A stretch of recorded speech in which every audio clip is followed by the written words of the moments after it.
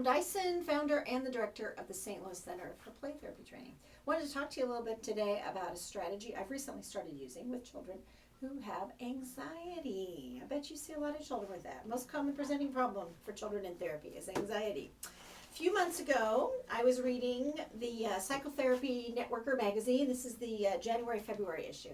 Had a wonderful article called Taming the Wild Things, Helping Anxious Kids and Their Parents. It was written by a social worker named Lynn Lyons. You can find this article in its entirety on the Psychotherapy Networker magazine website, and it's in the January-February issue. You can access it there and read it.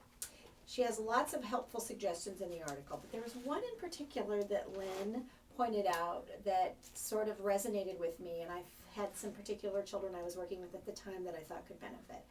And I used it with them, and I will continue to use it because I found it to be extremely helpful. A lot of times children who are anxious about things, situations, events, feel like they need to know everything about what's happening. And there's no way anybody can ever anticipate everything about an event. So then their anxiety just grows and grows and grows. So what we want them to know is that there are some things that they can know, and there are some things that they just can't know, because nobody's that great at anything to be able to remember all of that stuff.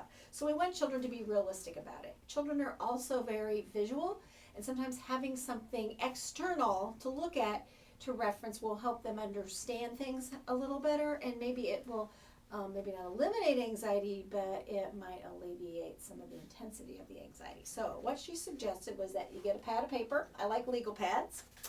Draw a line right down the middle. And on one side of the paper, in this column, we're going to write the heading, What I Know. On the other side, the other column, the heading for that one will be, What I Don't Know. Let me give the example of a child whose parents are in the midst of divorcing. And a child may have lots of concern, confusion, fear, uncertainty about changes that are going to be happening that nobody really has definitive answers to at this point. So we could say to the child, well, what is it about the divorce that you do know? They might say, well, I know that it's not my fault. That would be a good thing to hear from a child, because then we know parents are reassuring the child that they did nothing wrong. What I know, we're going to move. Perhaps that means moving out of the family home. Let's see, what else I might know. I'll get to see my dad on the weekends. All right, we'll start with those. What I don't know if I have to change schools, because they know they're going to have to move, but they don't know if that means a school move. If I have to change schools, what else I don't know?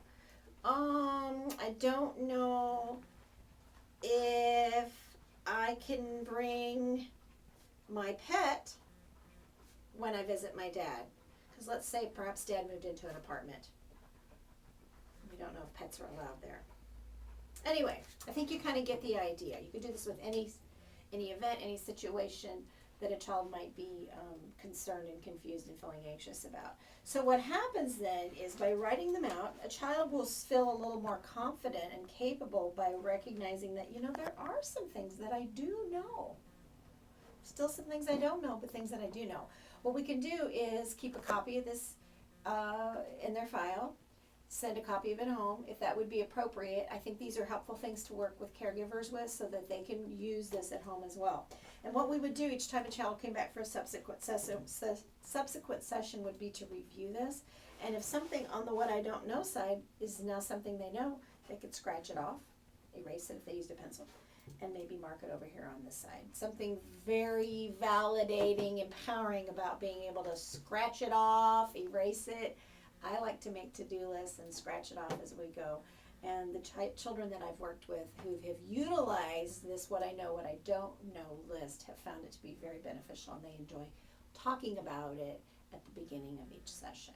helps them feel a little more empowered. So think about some of the children that you work with that struggle with anxiety. Perhaps utilizing this strategy would be something that would be beneficial to them. It's a wonderful technique. Once again, it's in the January-February issue of 2013, the Psychotherapy Networker magazine, and the author of that is Lynn Lyons. If you find her website, you can Google her and find her.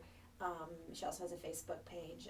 If you like her technique, give her a shout out and tell her that you enjoyed it. I did, and she was very grateful to know that someone found it beneficial.